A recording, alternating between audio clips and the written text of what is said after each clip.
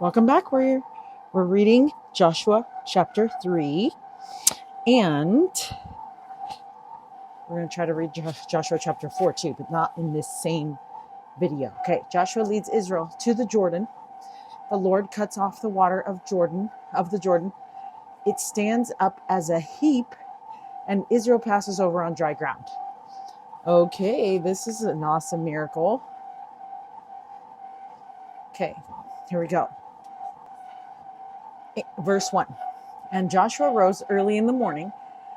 Oh, I'm feeling that one. And they removed from Shittim and came to Jordan, he and all the children of Israel, and lodged there before they passed over. We're going to start our hike.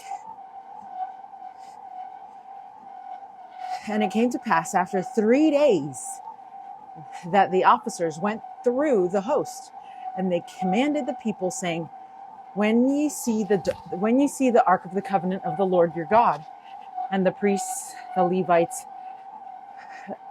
bearing it, then ye shall remove from your place and go after it. Yet there shall be a space between you and it, about 2,000 cubits by measure.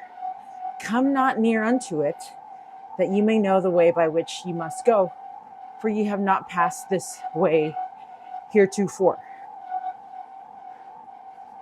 I don't know what that means. Okay. There's a quote, but we're going to read it in a second. It says, And Joshua said unto the people, Sanctify yourselves, for tomorrow the Lord will do wonders among you. And Joshua spake unto the priests, saying, Take up the ark of the covenant and pass over before the people. And they took up the ark of the covenant and went before the people. And the Lord said unto Joshua, This day will I begin to magnify thee in the sight of all Israel, that they may know that, as I was with Moses, so I will be with thee. And thou shalt command the priests that bear the ark of the covenant, saying, When ye are come to the brink of the water of Jordan, ye shall stand still in Jordan. And Joshua said unto the children of Israel, Come hither and hear the words of the Lord your God. And Joshua said, Hereby ye shall know that the living God is among you, and that he will without fail drive out from before you the Canaanites and the Hittites and the Hivites and the Perizzites and the Girgashites and the Amorites and the Jebusites. Behold, the ark of the covenant of the Lord of the earth passeth over before you into Jordan. Now therefore take you 12 men out of the tribes of Israel, out of every tribe a man. Okay, 1 second. We're going to read this quote here. Or first we're going to read Redheaded Hostess had a few things to say real quick, then the quote. It just kind of helps us understand what's going on in the context and in English so that we can make sense of everything and have things stay with us, right? So it was finally time for the Israelites to pass into their promised land. Imagine how many times each of the Israelites thought of this moment. This is a moment they had been waiting for their entire lives, right? Abraham first entered the land of Canaan in 2100 BC, bringing no posterity with him. Before entering for the first time, the Lord told him, For I have purpose to take thee away out of Haran, and to make of thee a minister to bear my name in a strange land, which I will give unto thy seed after thee for an everlasting possession, when they hearken to my voice. Now at 1250 BC, over 1 million of Abraham's descendants are entering into the promised land for their everlasting possession. The Lord used the moment of them entering into the promised land to teach and strengthen the Israelites. As Joshua told the children of Israel, Hereby ye shall know that the living God is among you. The Israelites were not just to enter it, but the Ark of the Covenant was to go in first and stand still in Jordan. This is what BYU religion professor wrote of the symbolism of this moment and what we can learn from it. Okay, remember the Ark of the Covenant symbolizes the Lord's house or the temple in our day now. So That's pretty cool. I used to go to the temple on Tuesdays, and then I switched it to Mondays because I wanted to go to the temple the first day of the week. I was able to go to the temple the first day that the Linen Temple was open, even though I did not have it on my plan, and it threw all my schedule a little bit crazy, but it was worth the sacrifice, right? Okay, so here's what Carrie Mulestein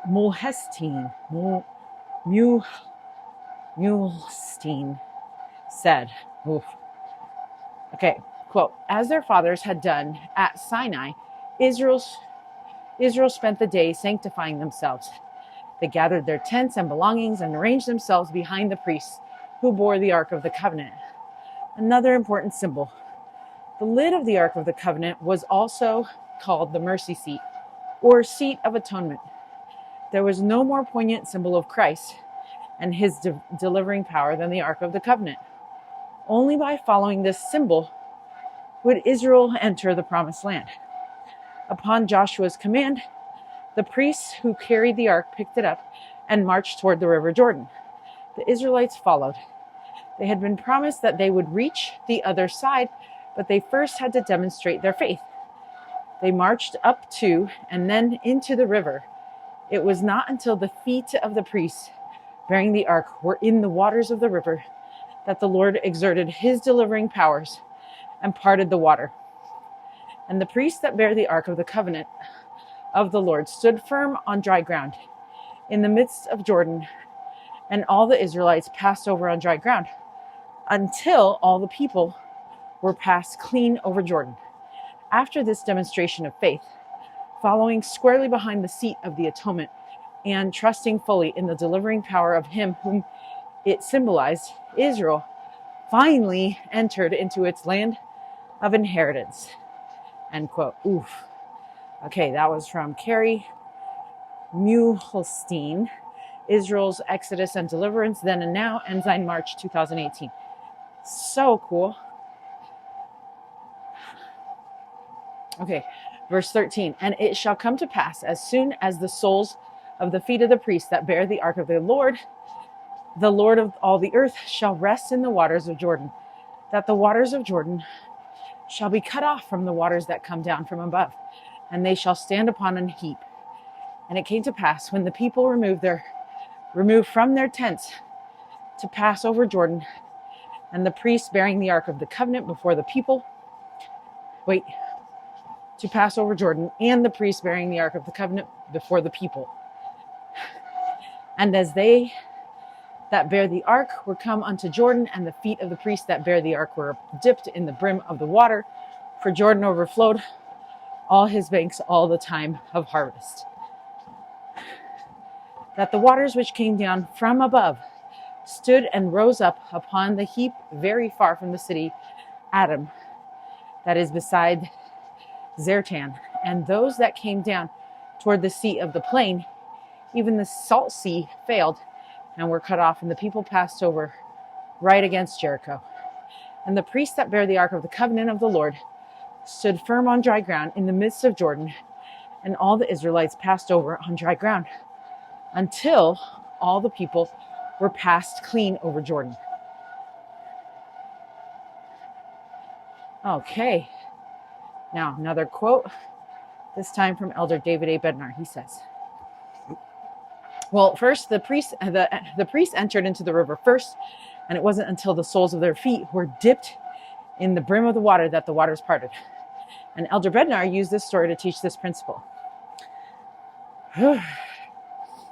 Recall how the Israelites came to the river Jordan and were promised the waters would part and they would be able to cross over on dry ground.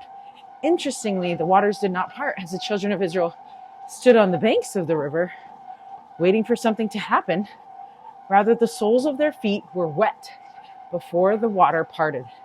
The faith of the Israelites was manifested in the fact that they walked into the water before it parted. They walked into the river Jordan with a future-facing assurance of things hoped for. End quote. Elder David A. Bednar, Seek Learning by Faith, Ensign, September 2007. So unlike the walls of the Red Sea, which stood like walls to the Israelites, the water in the river rose up upon a heap on the side of the water flowed from them. So the priest stood in the water holding the ark as all the Israelites passed over on dry ground. These Israelites would have learned about their mothers and fathers walking through and parted the Red Sea with Moses, right? And now they were experiencing their own miracle and witnessing that the living God is among you. Wouldn't that be so neat? That would be so neat. Okay, another quote from Carrie Mulestein teaches how the entire journey of the Israelites from Egypt into their promised land teaches us of our journey through mortality to eternal life. It says the full import of Israel's meandering journey comes when we realize that Israel's experiences in the wilderness are both literal and allegorical of our own experiences. In Egypt, Israel was in bondage, as we are in bondage to sin. They left via a baptism-like experience across the Red Sea and undertook their wanderings in the wilderness. Such wilderness journeys are found in various places in the scriptures, and we can liken them to our mortal probation. Not long after entering the wilderness, Israel made covenants at Sinai. They then wandered for many years. Eventually, they were brought to the river Jordan, which can be likened to the veil we passed through at death and crossed it, entering into the promised land, which can symbolize the celestial kingdom.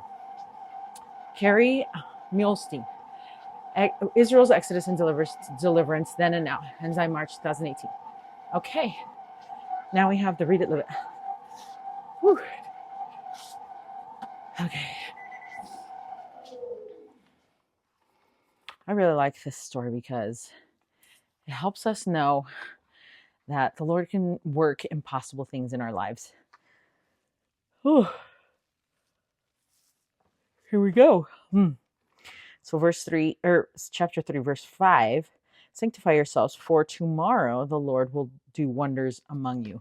I think sometimes we don't work at the today in order to see the miracle tomorrow, right?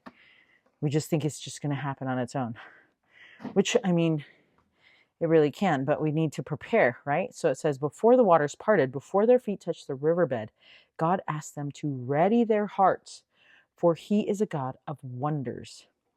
Prepare for them. Prepare for them. And this kind of goes with the expect miracles.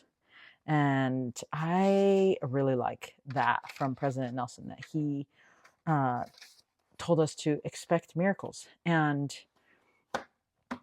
when we expect miracles, I think what happens is we expect the miracles, right, in our lives, but we don't show gratitude when they happen.